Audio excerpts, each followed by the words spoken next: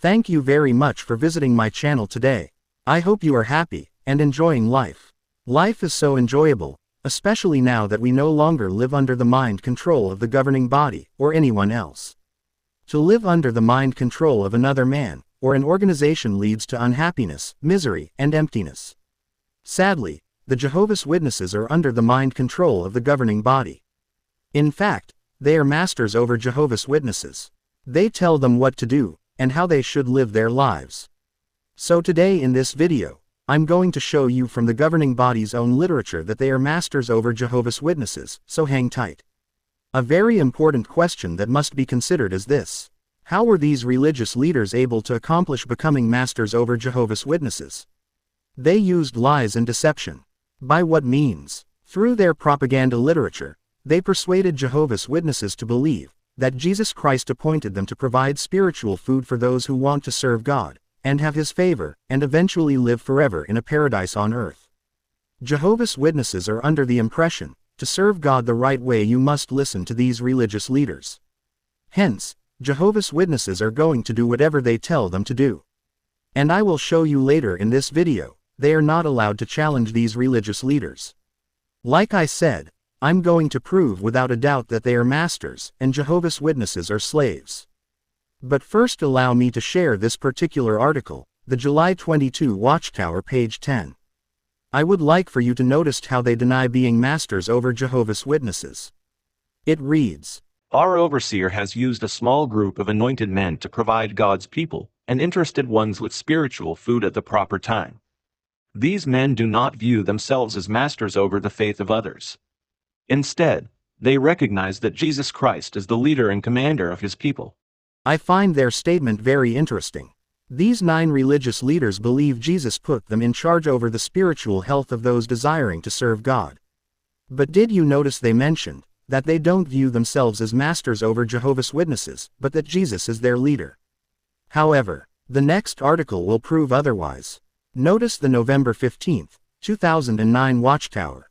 It reads, "One way to find our place in the congregation and give evidence that we treasure it is to cooperate fully with the faithful and discreet slave and its representative governing body. We need to examine our response to the direction we receive from the slave class. Over the years, for example, we have received pointed direction on dress and grooming, entertainment, and improper use of the internet. We need to guard against developing a spirit of independence. By word or action, may we never challenge the channel of communication that Jehovah is using today." This is unbelievable, shocking indeed. This article alone proves that they are masters over Jehovah's Witnesses.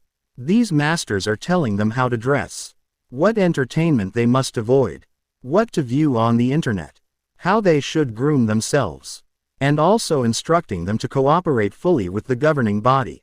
In other words, no half-stepping when it comes to following our direction. Can you believe that they are controlling the lives of grown people to that extent? And I am talking about Jehovah's Witnesses who are in their 40s, 50s, 60s and 70s. They are talking to them like they are their parents. Unbelievable.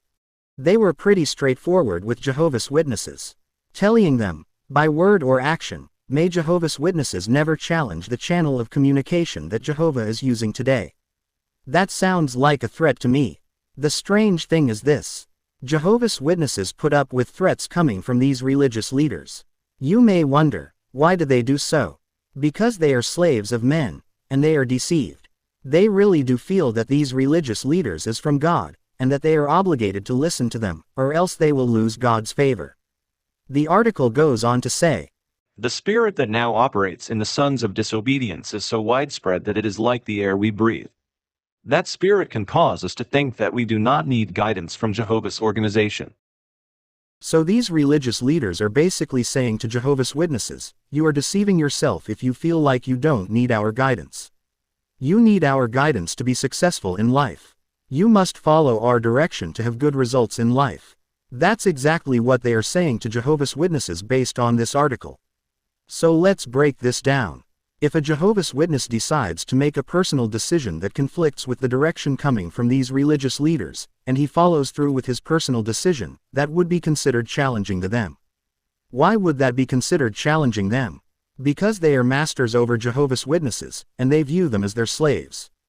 The governing body being masters over Jehovah's Witnesses, violates the words found in 2 Corinthians chapter 1 and verse 24. That verse reads, "Not that we are the masters over your faith, but we are fellow workers for your joy, for it is by your faith that you are standing." Hopefully one day, all Jehovah's Witnesses will come to their senses, and realize their freedom is being violated. Time will tell. Thank you very much for visiting my channel. May you have a fantastic day, a fantastic life, and continue to enjoy your freedom.